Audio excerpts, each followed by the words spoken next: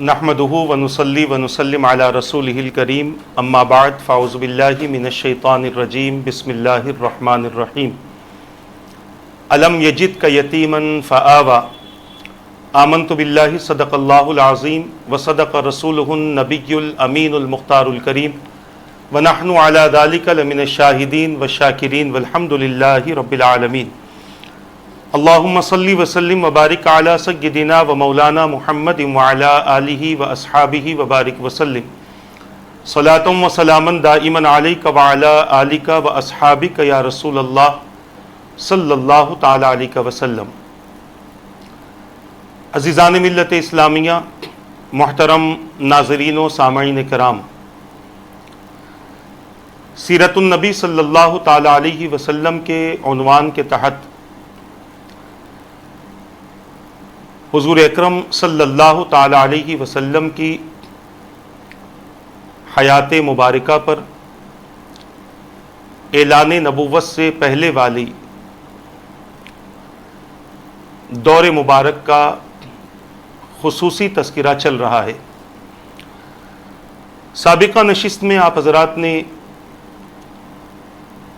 رسول اکرم صلی اللہ تعالی علیہ وسلم کی حیات مبارکہ کے اس پہلو کو سماعت کیا جس میں میرے آقا صلی اللہ تعالی علیہ وسلم کی کفالت کا تذکرہ ہوا حضرت عبد المطلب رضی اللہ تعالیٰ عنہ کے حوالے سے، اور آپ کی حیات میں حضور اکرم صلی اللہ تعالی علیہ وسلم کی جو کیفیتیں تھیں، میرے آقا صلی اللہ تعالی علیہ وسلم کی جو عظمتیں حضرت عبد المطلب نے بیان فرمائی،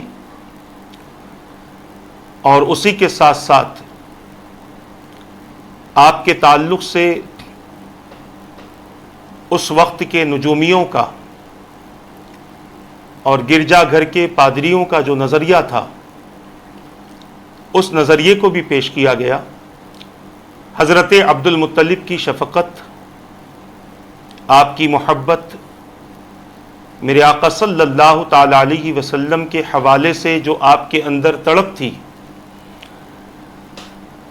اور پھر 2 سال حضور اکرم صلی اللہ تعالی علیہ وسلم کی کفالت آپ نے کی، اور میرے آقا صلی اللہ علیہ وسلم کی عمر مبارک جب 8ویں سال میں ہوئی تب آپ کا وصال ہوا۔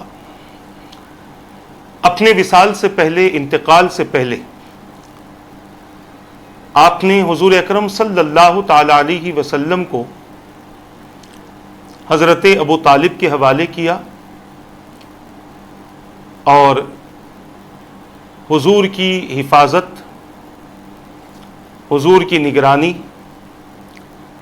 اور حضور اکرم صلی اللہ تعالی علیہ وسلم کے تعلق سے بہت ساری وصیتیں فرمائی۔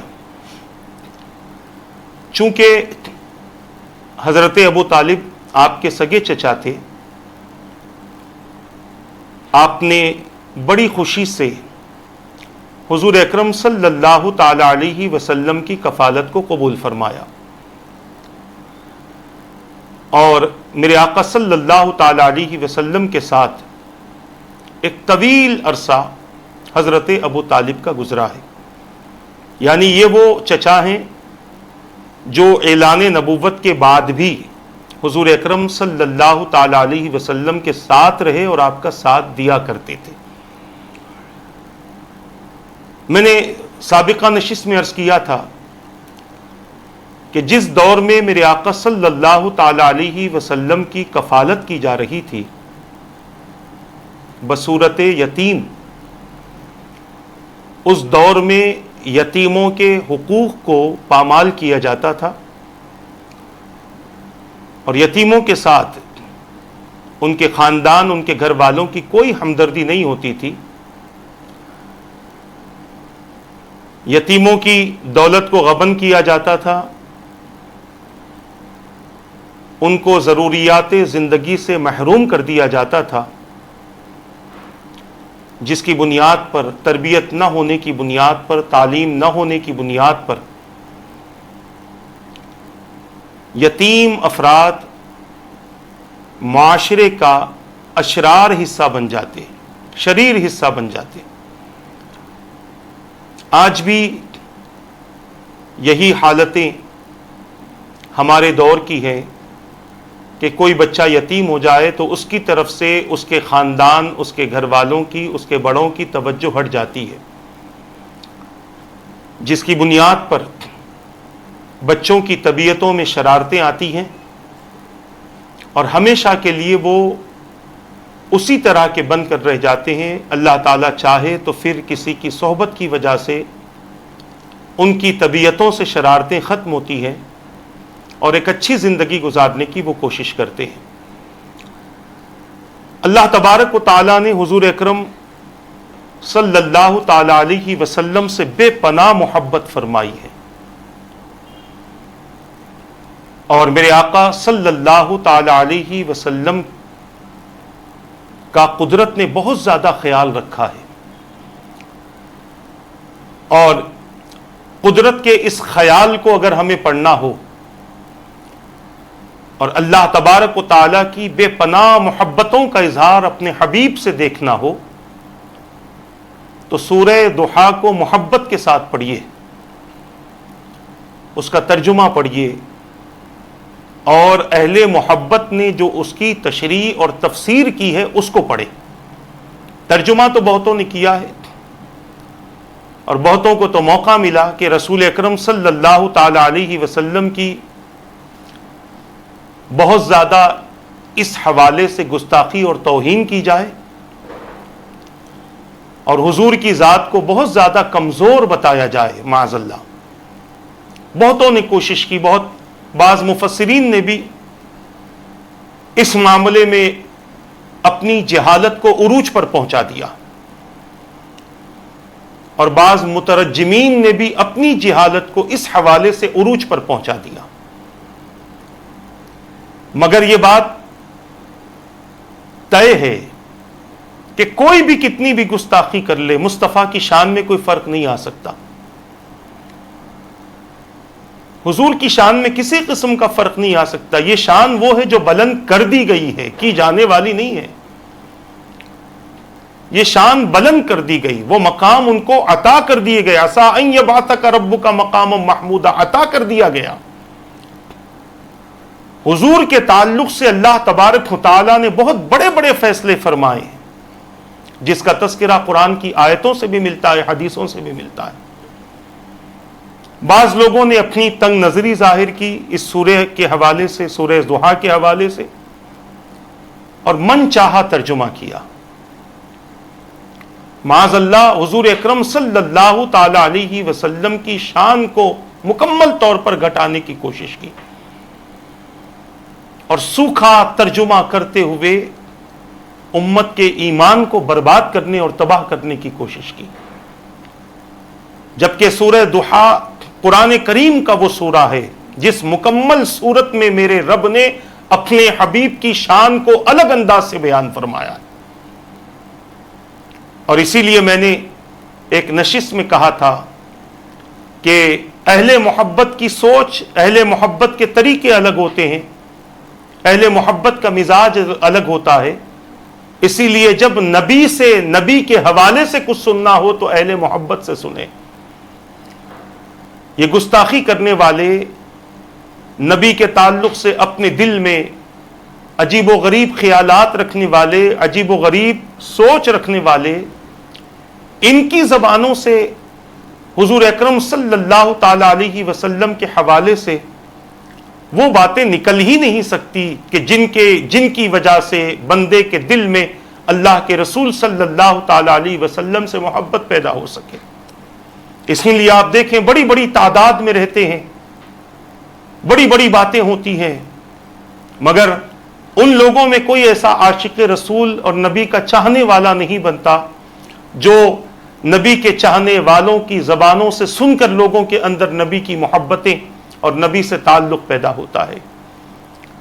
میرے پیارے آقا صلی اللہ تعالی علیہ وسلم کے پیارے دیوانوں، سورہ ضحیٰ کو پڑھا جائے، اس کا ترجمہ پڑھا جائے، اس کی تفسیر پڑھی جائے، اور ان لوگوں کا ترجمہ اور تفسیر پڑھے جنہوں نے رسول اکرم صلی اللہ تعالی علیہ وسلم کی عظمت کو اور اللہ تبارک و تعالی نے حضور کو جو مقام دیا ہے اس مقام کو مد نظر رکھتے ہوئے قرآن کا ترجمہ اور تفسیر کریں۔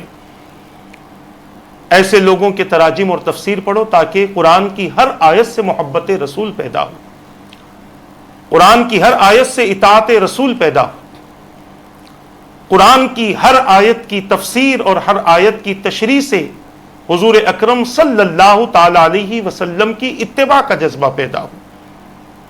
تو میں عرض کر رہا تھا، اللہ تبارک و تعالی نے قرآن کریم میں سورہ ضحیٰ نازل فرمایا، اور اسی سورۃ الضحیٰ میں رب قدیر نے اپنے حبیب پاک صلی اللہ تعالی علیہ وسلم کی عظمتوں کا ذکر فرمایا۔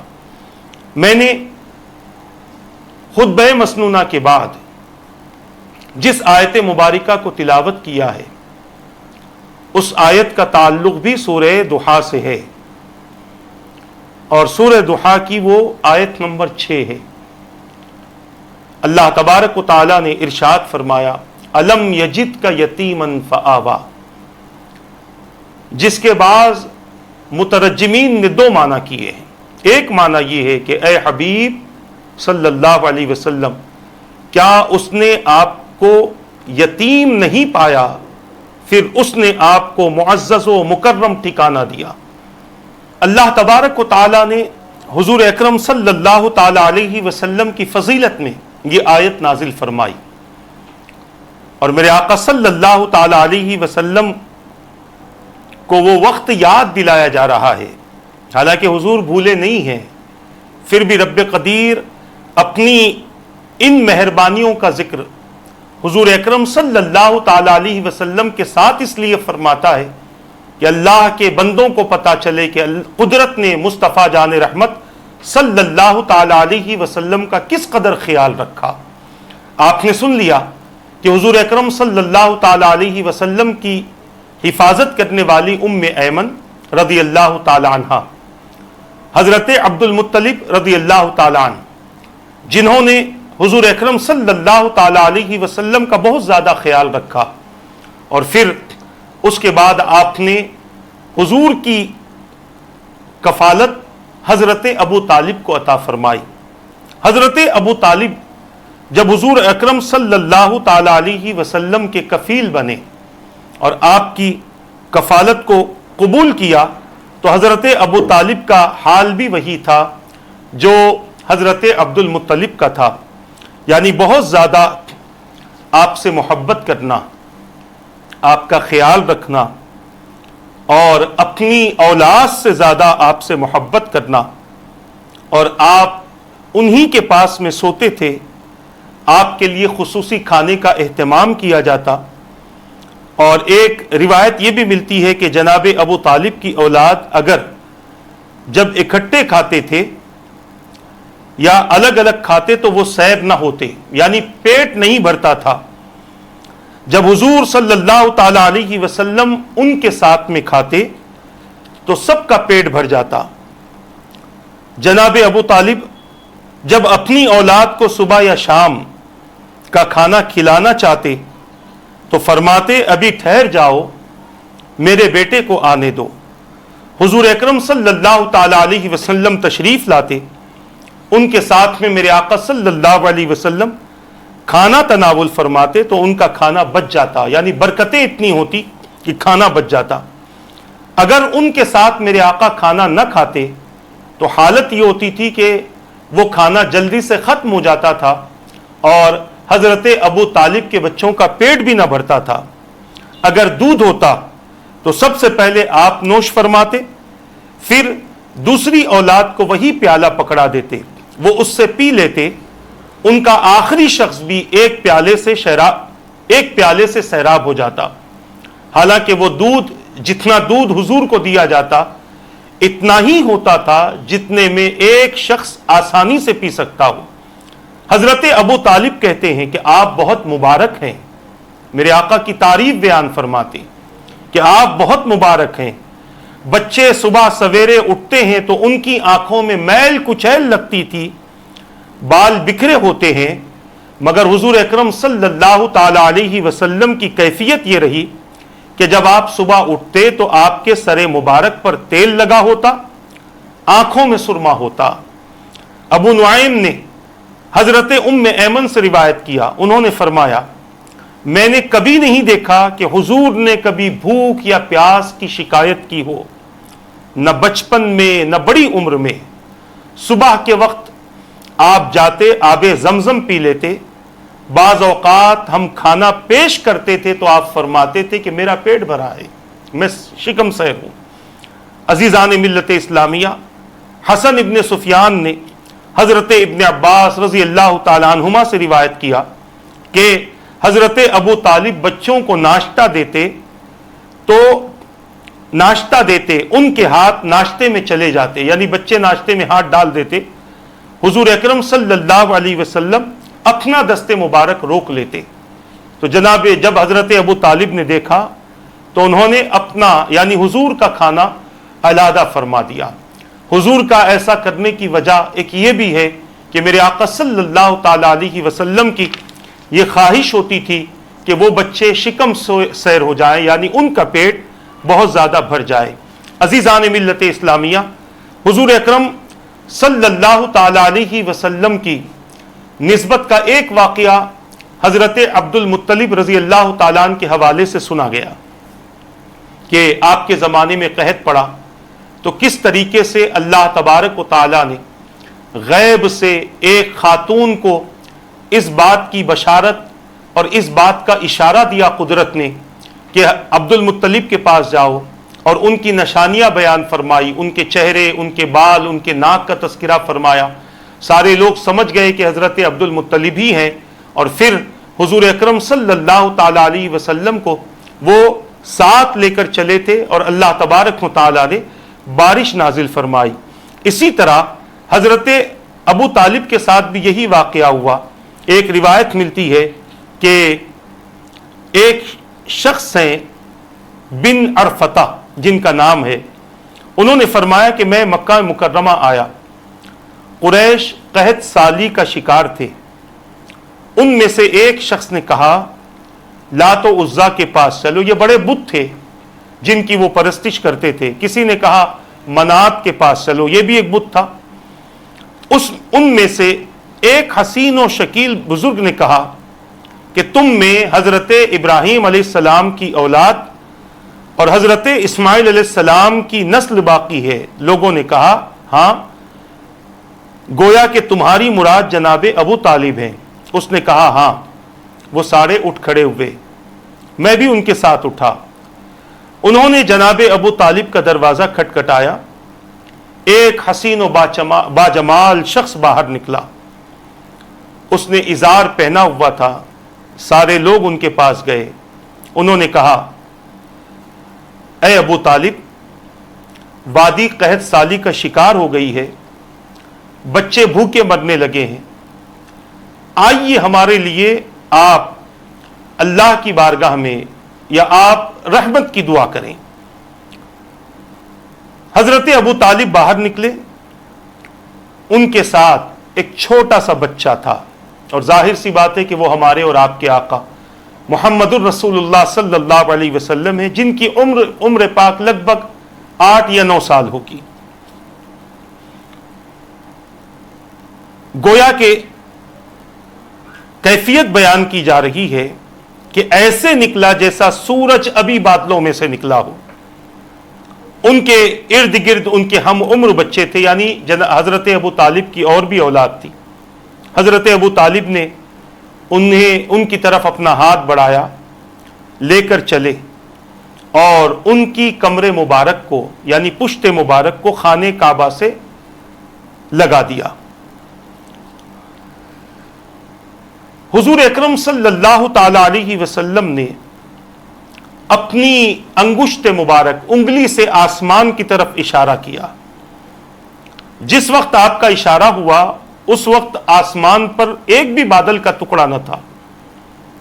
حضور کے اشارے سے بادل ادھر ادھر سے آ کر جمع ہونے لگے، اور جب جمع ہو گئے اتنی بارش ہوئی کہ راوی بیان کرتے ہیں کہ وادی بہہ پڑی، یعنی بہت زیادہ پانی جمع ہو گیا اور ہر طرف خوشحالی آ گئی۔ اس واقعے کے بارے میں حضرت ابو طالب نے لکھا ہے آپ اپنے اشعار میں، وہ سفید چہرے والے ہیں، حضور کی تعریف کرتے ہیں، وہ سفید چہرے والے ہیں، ان کے چہرے انور کے طفیل بارش طلب کی جاتی ہے، وہ یتیموں کی پناہ گاہ اور بیواہوں کی عزت کے محافظ ہیں، بنو ہاشم کے ہلاک ہونے والے افراد آپ کی پناہ حاصل کرتے ہیں، وہ آپ کے پاس نعمتیں اور عنایات ہیں، یعنی اللہ نے اتنا آپ پر کرم فرمایا ہے کہ رب قدیر آپ کی برکت سے لوگوں کی حفاظت بھی فرماتا ہے۔ ابن سعد نے عمر ابن سعید سے روایت کیا کہ حضرت ابو طالب نے فرمایا، میں اپنے محترم بھتیجے کے ساتھ ذوالحجاز کے مقام پر تھا، مجھے بہت زیادہ پیاس لگی اور اس پیاس کا میں نے آپ کے سامنے تذکرہ کیا، یعنی حضور کے سامنے تذکرہ کیا۔ میں نے کہا میرے بھتیجے مجھے پیاس لگی ہے اور میں نے آپ کو صرف اس لیے کہا تھا کہ کہیں ایسا نہ ہو کہ حضور کچھ اور گمان کر لیں۔ آپ نے فرمایا چچا جان آپ کو پیاس لگی ہے؟ انہوں نے کہا ہاں۔ تو آپ نے اپنی ایڑی مبارک زمین پر ماری، پانی کا چشمہ رواں ہو گیا۔ آپ نے فرمایا پانی ہی پی لیں، اور میں نے پانی پی لیا۔ عزیزان ملت اسلامیہ، اب کوئی غلط خیال نہ کرے کہ یہ کیسے ممکن ہے، حضور سے سب ممکن ہے۔ اللہ نے حضور اکرم صلی اللہ تعالی علیہ وسلم کو تمام انبیاء کے کمالات حضور میں جمع فرما دیے، اور ان سے زیادہ اختیارات، تصرفات، معجزات اللہ نے اپنے حبیب کو عطا فرمائے۔ حضرت اسماعیل علیہ السلام کی ایری رگڑنے سے پانی نکل سکتا ہے، وہ نبی و رسول ہیں، یہ سید الرسول ہیں، یہ سید الانبیاء ہیں۔ یقیناً حضور اکرم صلی اللہ تعالی علیہ وسلم سے بھی یہ چیز ممکن ہے، اس میں اس بات کا اور اس معجزے کا انکار نہیں کیا جا سکتا۔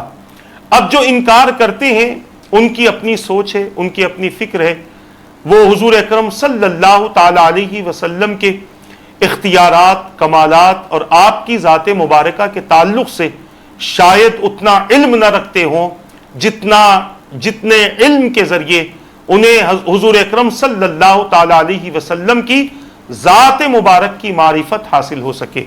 عزیزان ملت اسلامیہ، حضور اکرم صلی اللہ تعالی علیہ وسلم کے تعلق سے امام ابن جوزی نے لکھا ہے الوفا میں کہ جب میرے آقا صلی اللہ علیہ وسلم کی عمر مبارک 10 سال سے زیادہ ہوئی تو آپ اپنے چچا حضرت زبیر کے ہمراہ سفر پر نکلے۔ وہ ایک وادی سے گزرے جس میں نر اونٹ تھا جو لوگوں کو گزرنے سے روک رہا تھا۔ جب اس اونٹ نے آپ کو دیکھا تو وہ بیٹھ گیا، سینہ زمین پر رگڑنے لگا۔ آپ اپنے اونٹ سے اترے، اس اونٹ پر سوار ہو گئے۔ جب وادی آپ پار کر چکے تو اس اونٹ کو چھوڑ دیا۔ جب وہ سفر سے واپس لوٹے تو انہوں نے دیکھا کہ وادی پانی سے بھری ہوئی تھی، کارواں رک گیا تھا۔ حضور نے فرمایا میرے پیچھے پیچھے آؤ۔ آپ اس وادی میں اندر تشریف لائے، قریش آپ کے پیچھے پیچھے تھے۔ اللہ تبارک و تعالیٰ نے اس سارے پانی کو، جو پانی سے وادی بھر چکی تھی، اس پانی کو خشک کر دیا۔ جب مکہ مکرمہ پہنچے تو لوگوں نے یہ واقعہ لوگوں کو بتایا تو سننے والوں نے کہا یقیناً ان کی شان بڑی نرالی ہے۔ میرے آقا صلی اللہ تعالی علیہ وسلم کی شان بڑی نرالی ہے۔ میرے پیارے آقا صلی اللہ تعالی علیہ وسلم کے پیارے دیوانوں، حضور اکرم صلی اللہ تعالی علیہ وسلم نے اپنے بچپن مبارک میں سفر بھی فرمائے، تجارتی سفر بھی فرمائے، اور اس میں زیادہ تر آپ اپنے چچا حضرت ابو طالب کے ساتھ میں آپ سفر کرتے تھے۔ ابن سعد اور ابن عساکر نے سفر شام کا واقعہ لکھا ہے حضور کے تعلق سے، جس وقت آپ کی عمر مبارک 12 سال کی تھی۔ یہ بار بار حضور کی عمر مبارک کا تذکرہ بھی اس لیے کیا جا رہا ہے کہ عمر کے اس حصے میں عام طور پر بچوں کی توجہ کھیل کود کی طرف ہوتی ہے، انہیں اپنی کوئی ذمہ داری کا احساس نہیں ہوتا، یا تو پڑھائی اسکول کی طرف نظر ہوتی ہے اور اسکول سے واپس آنے کے بعد کھیل کود کی طرف توجہ ہوتی ہے، پڑھائی کا کوئی خیال نہیں ہوتا، پڑھائی کے علاوہ ذمہ داری کا کوئی احساس بچوں پر نہیں ہوتا۔ اور یہ اس وجہ سے بھی ہے کہ ہم نے حضور اکرم صلی اللہ تعالی علیہ وسلم کی سیرت مبارکہ سے اپنے بچوں کو دور رکھا ہے۔ حضور کی سیرت مبارکہ اگر ہم اپنے بچوں کو سناتے تو یقیناً حضور کی سیرت کا فیضان ہمارے بچوں پر بھی جاری ہوتا ہے، اور ہمارے بچے بھی عمر کے اس حصے میں جس حصے میں رسول اکرم صلی اللہ تعالی علیہ وسلم نے اپنی ذمہ داریوں کو محسوس کیا، اور نہ صرف ذمہ داریوں کو محسوس کیا بلکہ اپنے سے چھوٹوں کے لیے روزی اور رزق کے انتظام کی ذمہ داری سنبھالی، اور اس لیے بھی ساتھ دیا کہ حضرت ابو طالب ظاہری طور پر جو احسان ہو رہا تھا اس احسان کا بدلہ بھی مکمل ہو جائے، کیونکہ رسول اکرم صلی اللہ علیہ وسلم سراپا خیر و برکت ہیں۔ میرے آقا صلی اللہ تعالی علیہ وسلم کی ذات رفعت والی ذات ہے، بڑی شان والی ذات ہے، اور جہاں جہاں مصطفیٰ تشریف لے جائیں برکتیں حضور کے ساتھ ہوتی ہیں، رحمتیں حضور کے ساتھ ہوتی ہیں، ترقی حضور کے ساتھ ہوتی ہے، کمال حضور کے ساتھ ہوتا ہے۔ رب نے اپنے حبیب کو ایسا بنایا کہ اگر کوئی عقیدت سے مصطفیٰ کا نام بھی لے لے تو اس مقام پر بھی اللہ کی رحمتیں اور برکتیں نازل ہوتی ہیں۔ یہ میرے آقا صلی اللہ تعالی علیہ وسلم کی شان مبارک ہے۔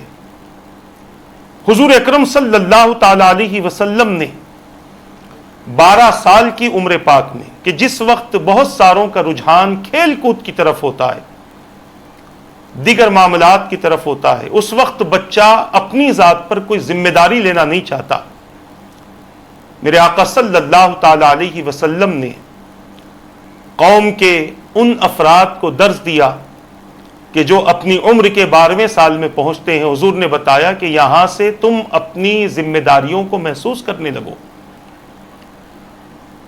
عمر کے اس حصے میں تم اپنے گھر کی ضرورتوں کو محسوس کرنے لگو، کیونکہ عمر کا یہی حصہ ہے کہ اگر یہیں سے تم نے اپنی ذمہ داریوں کو سمجھنے کی کوشش کی تو آگے چل کر تمہارے لیے بہت زیادہ آسانیاں ہو سکتی ہیں۔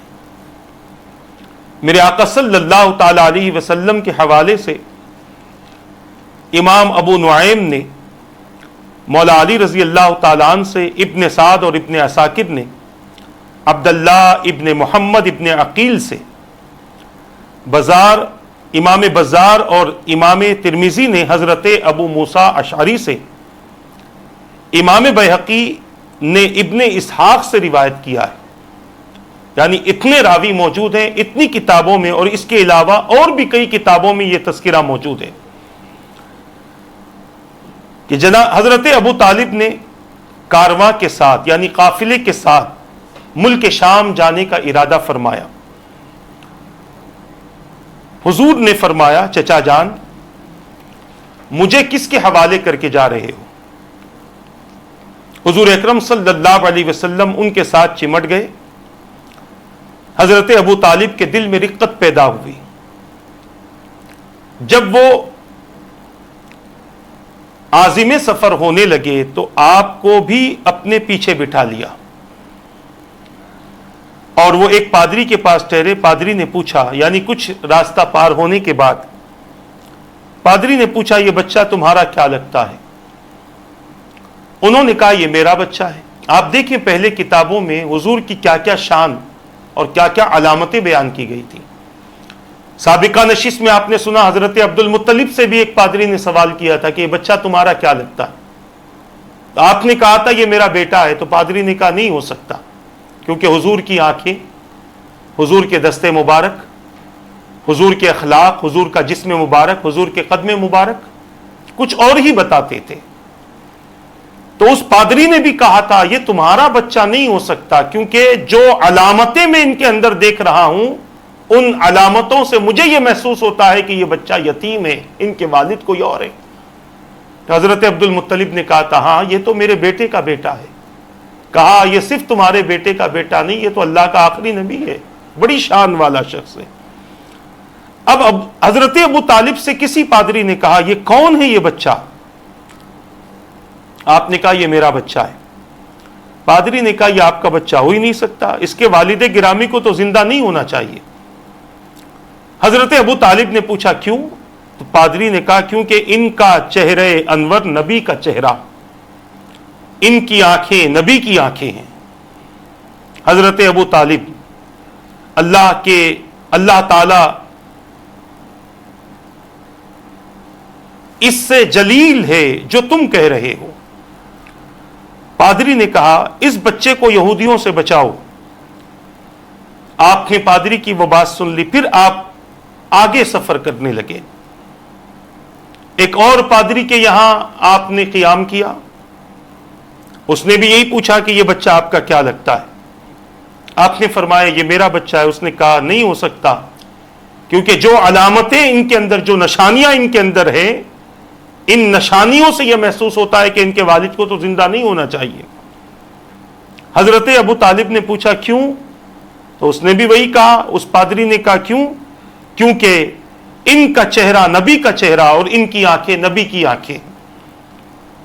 حضرت ابو طالب نے قدرت کی تعریف بیان کی اور پھر کہا کہ جو کچھ تو کہہ رہا ہے وہ سچ ہے.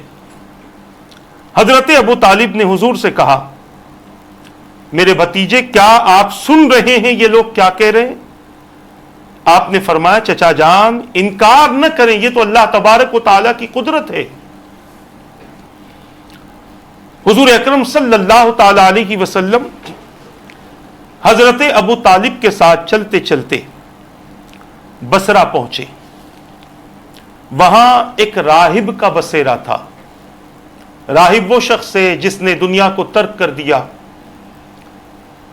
دنیا کے عیش و عشرت کو چھوڑ دیا، بس تنہا کہیں پر بیٹھ کر قدرت کی نشانیوں میں غور و فکر کرتا رہتا ہے. اور اس کا نام بحیرہ یا بحیرہ تھا، اور وہ عیسائیت کو بہت زیادہ جاننے والا. قریش کے کارواں، قریش کے قافلے جب وہاں سے گزرتے تھے تو اس کی حالت یہ تھی کہ وہ نہ ان کو دیکھتا تھا نہ ان سے کوئی بات چیت کرتا تھا، یعنی اس کو پرواہ ہی نہیں تھی لوگوں کی، آنے جانے والوں کی. مگر اس سال بڑی عجیب بات ہوئی کہ جب یہ کارواں، جب یہ قافلہ گرجا گھر کے پاس رکا تو اس نے اپنے گرجا گھر سے حضور کی زیارت کی، یعنی اس کا جو عبادت خانہ تھا. اور زیارت جب کر رہا تھا اس نے دیکھا کہ ساری قوم کو چھوڑ کر بادل آپ کے سر اقدس پر سایہ کیے ہوئے. اور وہ دیکھ رہا تھا کارواں قافلہ آگے آیا، گرجا گھر کے قریب ایک درخت کے نیچے اس قافلے نے پڑاؤ کیا. حضور جب اس درخت کے نیچے آئے تو اس کی شاخیں آپ پر جھک کر سایہ کرنے لگی. جب اس راہب نے یہ منظر دیکھا تو وہ اپنے عبادت خانے سے اترا، آپ کو تلاش کرنے لگا. اس نے آپ کا دست اقدس تھاما اور کہا یہ عالمین کے سردار ہیں، انہیں رب تعالی رحمت للعالمین، رب تعالی نے انہیں بنایا ہے اور ان کی بعثت ہوگی، اعلان نبوت ہوگا. قریش کے بزرگوں سے کہا جب تم گھاٹی سے اتر رہے تھے یہ کسی بھی درخت یا پتھر کے پاس سے گزرتے وہ فوراً سجدہ ریز ہو جاتے، اور مجھے معلوم ہے کہ یہ چیزیں صرف نبی کو سجدہ کرتی ہیں، میں انہیں اس مہر نبوت سے جانتا ہوں جو کندھے کی ہڈی کے نیچے ہے۔ پھر وہ واپس آیا، اس نے بہت زیادہ کھانا پکانے کا حکم دیا، کھانا پک گیا تو اس نے قافلے والوں کو پیغام بھیجا، اس نے کہا میں نے تمہارے لیے کھانا تیار کیا ہے، اے گروہ قریش میں چاہتا ہوں کہ اس کھانے میں تمہارے چھوٹے بڑے آزاد اور غلام سب شریک ہوں۔ ایک شخص نے کہا یہ راہب بڑا عجیب کیفیت والا ہے، اب تک ہم گزرتے تھے اس نے کبھی ہماری طرف دیکھا تک نہیں، اور آج اس کا ایک عجیب و غریب سلوک ہو رہا ہے، اس کی وجہ کیا ہے؟ راہب نے کہا تم نے سچ کہا، اسی طرح معاملہ تھا جس طرح تم کہہ رہے ہو، لیکن تم مہمان ہو، میں چاہتا ہوں تمہاری عزت کروں، تمہارے لیے کھانا بناؤں جسے تم کھاؤ۔ قریش ان کے پاس گئے، حضور اونٹوں کے پاس رہے، حضور نہیں گئے۔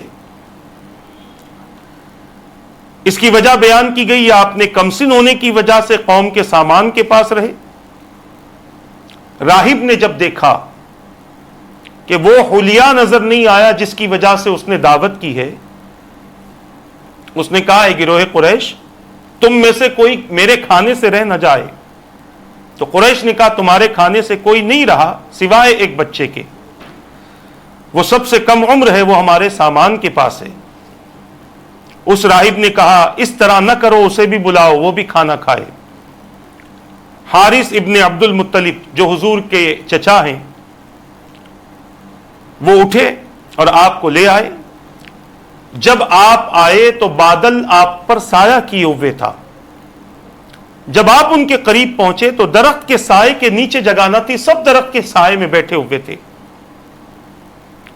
حضور جب تشریف لائے تو سایہ خود بخود آپ کی طرف بڑھنے لگا۔ اس پادری نے کہا، اس راہب نے کہا ذرا درخت کا سایہ دیکھو، ان کی طرف بڑھ رہا ہے۔ یہ اس امت کے نبی ہے جنہیں رب تعالی سارے لوگوں کی طرف مبعوث فرمائے گا۔ جب حضور اس درخت سے علیحدہ ہوتے ہوئے تو وہ اپنی جڑ سے پھٹ گیا، پھر آپ کے اعضاء مبارک کو وہ دیکھنے لگا۔ وہ راہب وہ آپ کے وہی اوصاف پاتا جو اس کے یہاں لکھے ہوئے تھے۔ اس نے اپنی قوم سے کہا ان کی آنکھوں کی سرخی آتی جاتی رہتی ہے یا دائمی ہے؟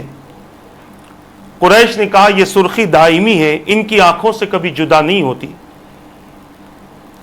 بحیرہ راہب حضور کے پاس آیا، اس نے کہا اے پیارے بچے، آپ کو لات و عزا کی قسم دے کر کہتا ہوں میں جو سوال بھی کروں آپ اس کا صحیح جواب دینا۔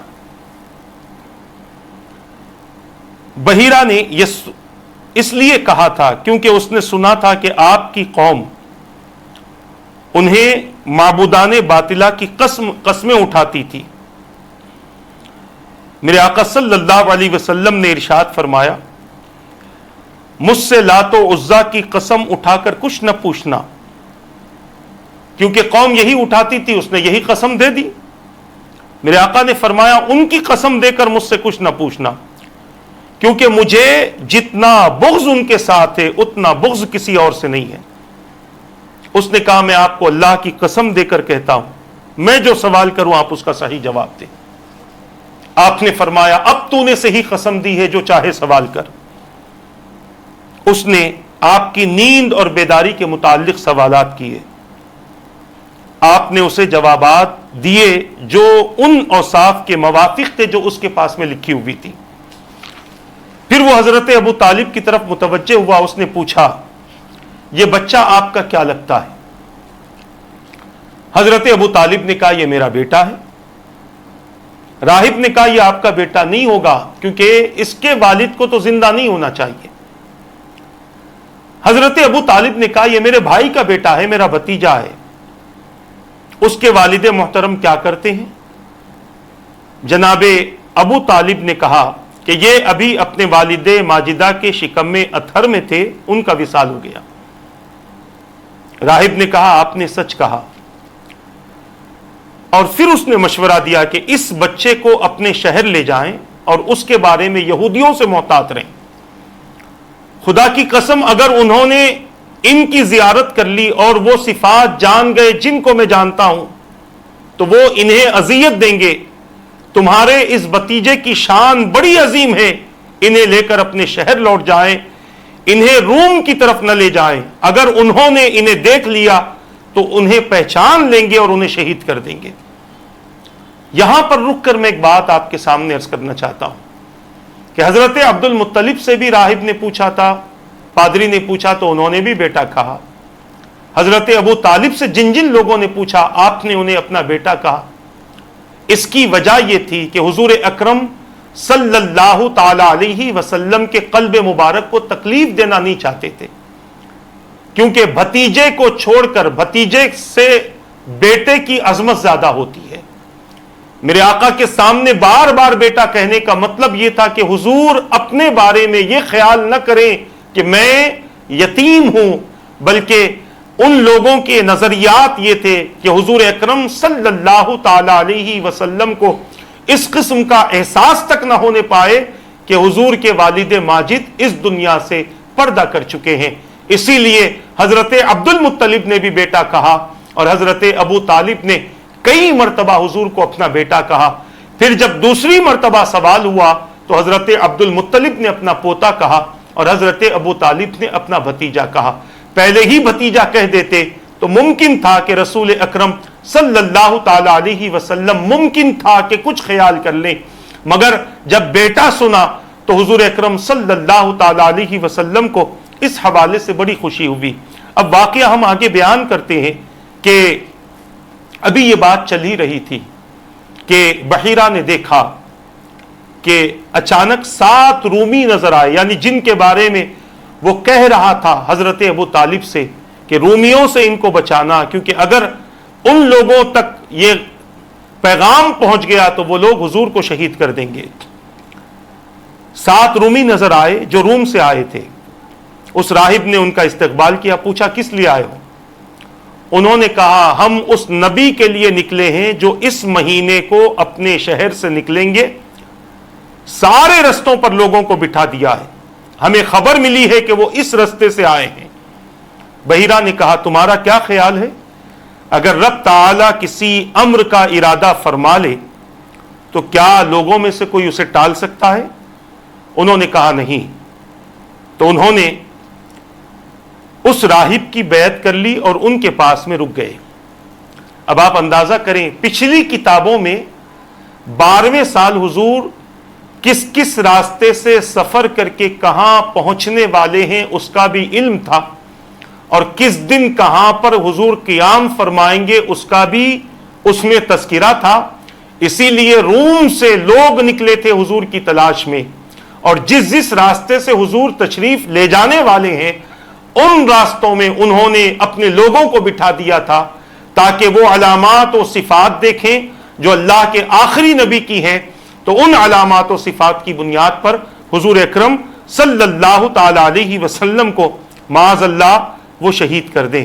عزیزان ملت اسلامیہ، بحیرہ نے جو بیعت لی تھی اس کے متعلق محققین بیان فرماتے بیعت اس بات کی تھی کہ تم نبی آخر الزماں کو تکلیف نہیں دو گے، انہیں پریشان نہیں کرو گے، انہیں ستاؤ گے نہیں، اور اس طرح کی بیعت لی تھی کہ وہ میری حفاظت میں ہے، وہ میرے پاس میں موجود ہیں، لہٰذا ان کے ساتھ میں کوئی غلط انداز اختیار نہ کرنا۔ بحیرہ نے اس قسم کی بیعت لی تھی۔ عزیزان ملت اسلامیہ، بحیرہ قریش کے پاس آیا، اس سے پوچھا میں تمہیں رب کا واسطہ دے کر پوچھتا ہوں اس کا سرپرست کون ہے؟ انہوں نے بتایا ابو طالب، اور وہ راہب برابر اصرار کرتا رہا یہاں تک کہ حضرت ابو طالب نے آپ کو واپس بھیج دیا یا خود آپ راستے ہی سے واپس آ گئے۔ بحیرہ نے اپنا آدمی ان کے ساتھ بھیجا، زیتون اور بہت زیادہ سامان سفر آپ کو دیا۔ حضرت ابو طالب نے اس واقعے کے بارے میں بہت سارے قصائد لکھے ہیں، اور اس کو اکابرین نے بڑی تفصیل کے ساتھ میں اپنی کتابوں میں نقل فرمایا، یعنی حضور کی ولادت سے لے کر اس جو واقعہ آپ کے ساتھ میں پیش آیا تھا، ملک شام جاتے وقت میں جو سفر میں جو واقعہ پیش آیا تھا، وہ تمام چیزیں آپ نے اس میں تشریح فرما دی ہے۔ بحیرہ نے جو بیعت لی تھی اس کے حوالے سے العیون ایک کتاب ہے، اس میں ہے کہ وہ حضور کو اذیت نہیں دیں گے، اس کے علاوہ بیعت کا اور کوئی مفہوم بھی سمجھ میں نہیں آتا۔ اسی امر پر انہوں نے حضور اکرم صلی اللہ تعالی علیہ وسلم کے حوالے سے بیعت کی تھی۔ عزیزان ملت اسلامیہ، اللہ کے رسول صلی اللہ تعالی علیہ وسلم کی حفاظت اللہ تبارک و تعالی کی طرف سے بہت زیادہ ہوئی ہے، اور رب قدیر نے اپنے حبیب پاک صلی اللہ تعالی علیہ وسلم کو اس بات کا اشارہ بھی پہلے ہی سے دے دیا تھا کہ اللہ کے طرف سے آپ کی حفاظت ہوگی، اور اللہ تبارک و تعالی نے آپ کی حفاظت کا انتظام بھی بڑے اچھے انداز سے فرمایا تھا۔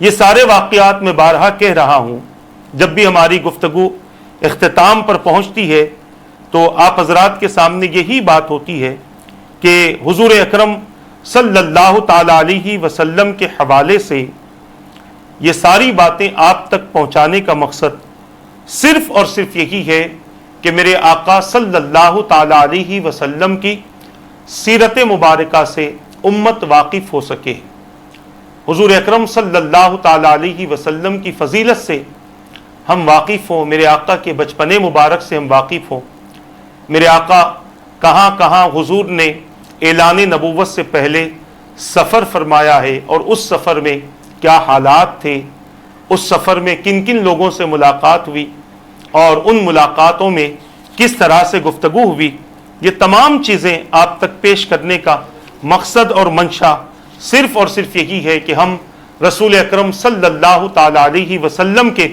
بچپن مبارک سے واقف ہوں، اور میرے آقا صلی اللہ تعالی علیہ وسلم کے حوالے سے ہمیں اس بات کا علم ہو کہ رسول اکرم صلی اللہ تعالی علیہ وسلم نے بڑی پاکیزہ زندگی گزاری ہے، اور اس لیے پاکیزہ زندگی گزاری ہے کہ امت کے ہر فرد کو حضور اکرم صلی اللہ تعالی علیہ وسلم کی سیرت کے حوالے سے یہ اس بات کا علم ہو جائے کہ ہمیں اپنی زندگی کو کس طرح سے گزارنا ہے، ہمیں اپنے معاملات کس طریقے سے کرنے ہیں، عمر کے کس حصے میں اپنی ذمہ داریوں کو سنبھالنا ہے، عمر کے کس حصے میں اپنے گھر والوں کو اپنے کام کے ذریعے خوش کرنا ہے، اور یہ تمام چیزیں پاکیزگی کے ساتھ، نفاست کے ساتھ اگر مل سکتی ہیں تو میرے آقا صلی اللہ تعالی علیہ وسلم کی حیات مبارکہ ہی سے مل سکتی ہے۔ عزیزان ملت اسلامیہ، اور بھی حضور اکرم صلی اللہ تعالی علیہ وسلم کی سیرت مبارکہ کے حوالے سے کئی واقعات ہیں، ابھی تو ہم نے ایک سفر بیان کیا ہے، اور بھی کئی اس طریقے کے واقعات انشاءاللہ تبارک و تعالی سیرت النبی صلی اللہ تعالی علیہ وسلم کے عنوان کے تحت آپ حضرات کے گوش گزار کیے جائیں گے۔ اللہ تبارک و تعالی سے دعا ہے کہ رب قدیر جو کچھ کہا گیا کہنے میں غلطی ہو تو اپنے حبیب کے صدقے معاف فرما دے، ان باتوں پر مجھے اور ان سب کو عمل کرنے، ان باتوں کو دوسروں تک پہنچانے کی توفیق عطا فرما، اپنے حبیب پاک صلی اللہ تعالی علیہ وسلم کی سیرت مبارکہ کو اپنانے کی توفیق عطا فرما۔ مولا ہماری بیماریوں کو، پریشانیوں کو، مصیبتوں کو، تکالیف کو ہم سے دور فرما دے۔ رب قدیر سکون و اطمینان کی زندگی نصیب فرما، حاسدین کے حسد سے، اشرار کی شرارت سے، ظالموں کے ظلم سے، فتین کے فتنوں سے، بری نظروں سے مولا ہم سب کی حفاظت فرما۔ پروردگار ایمان کی سلامتی کے ساتھ زندگی عطا فرما، ایمان کی حالت میں کلمہ پڑھتے ہوئے نبی کا دیدار کرتے ہوئے موت نصیب فرما۔ اپنے حبیب کی شفاعت ہمیں، ہمارے مرحومین، ہمارے نسلوں کو عطا فرما، اپنے حبیب کے غلاموں کے ساتھ جنت میں داخلہ عطا فرما دے برحمتک یا ارحم الراحمین۔ وما علینا الا البلاغ۔ السلام علیکم ورحمۃ اللہ وبرکاتہ۔